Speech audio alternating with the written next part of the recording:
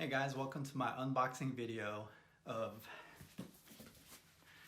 the Xbox Series X. This is the packaging right here. As you can see, it's the Xbox Series X 1TB solid state drive. And here's the back of the box.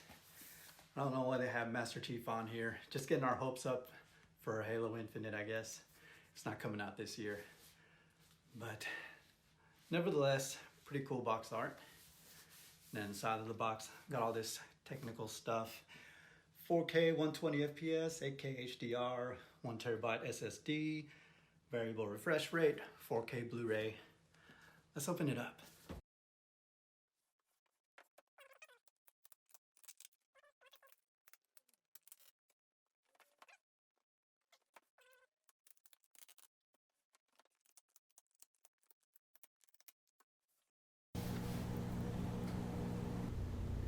There it is, folks.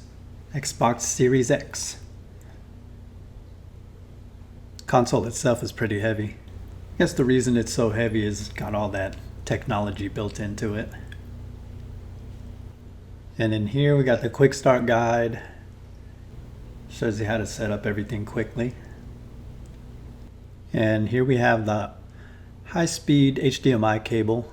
I believe this is a 2.1 capable cable, so that you can do 120 FPS. And here's the power cable. And of course, you're gonna need a new Xbox controller with your new Xbox Series X. This is the Series X controller. It's got a nice matte finish to it, texture on the grips over here, and some texture to prevent slippage on the triggers and the shoulder buttons. And the analog sticks are pretty tight, they're not loosened up yet. Not broken in, and the share button and the guide button, and of course this is where you put the batteries. And what's this? This is some literature for the Xbox Series X. And last but not least, they give you a pair of AA Duracell batteries for your Xbox controller. And now for the console itself. It's got a cardboard sleeve that you just remove like so, and then just take the wrapping off. It's kind of like unwrapping a present. I was very curious from the pictures to see how this thing would look on my desk and which way to situate it, whether sideways or vertically. And it's just like I imagined. The console itself is nice and solid. There's the optical drive, and you've got a USB port on the front and the sync button for your controller. And on top, it's got a really cool green outline on the vents. Makes for a cool effect when you view it at certain angles. And there's the bottom base. And it's got these little feet so that you can situate it on its side, or if you want to situate it vertically, you can do it like that too. On the back, we've got 2 USB ports, storage expansion for that optional solid state drive that you can add, and then we've got the network jack. That's where the power cable goes, and the HDMI out. And just a word of advice on this new HDMI cable: just make sure you keep it with your Xbox Series X when you take it to a friend's house or a family member's house, because this is a high-speed 2.1 cable, and you're gonna want to make sure you don't mix this up with other cables that you have laying around. Connections are pretty simple. Just plug the HDMI cable into your HDMI out port, then take the power cable and plug it into the power port.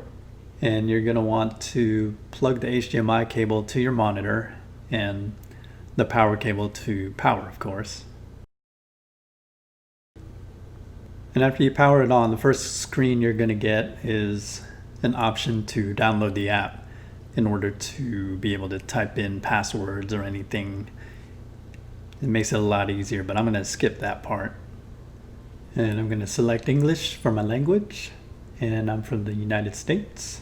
Then you just wait until it says it's all good, then continue.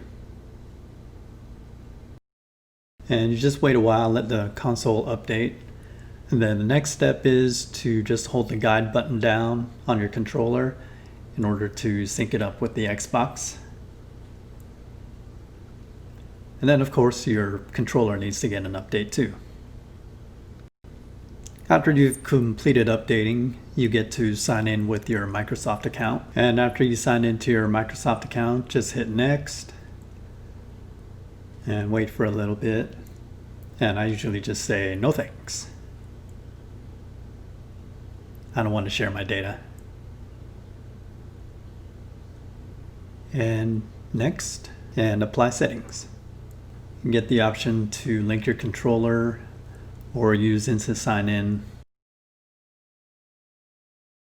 And it'll ask you to find the best settings for your TV. Although my monitor is not capable of 4K, I'm just going to say, hey, keep it at 4K. And finally, you're at the very front page of your Xbox interface. Let's take a look at Game Pass for a sec. This is Microsoft's highly touted Game Pass game service, kind of like a Netflix for video games. And I'm just going to go to show all games.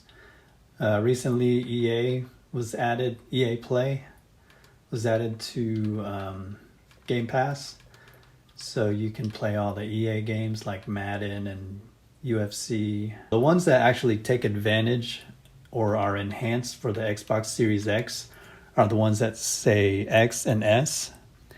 And you see that Gears 5 has that icon. I'm going to show you guys some footage from Ori and the Will of the Wisps.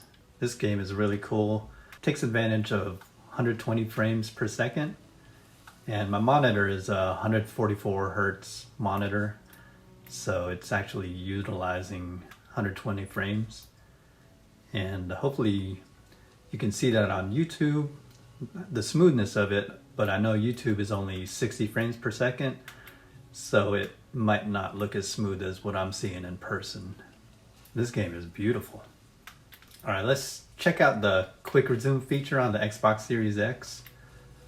Let's say I got tired of trying this part and I wanted to try playing a different game. So if I hit the guide button, then I go to a different game like Star Wars Jedi Fallen Order. Notice it's got quick resume on the top right. This one's compatible with quick resume, so I can go straight into this game really fast.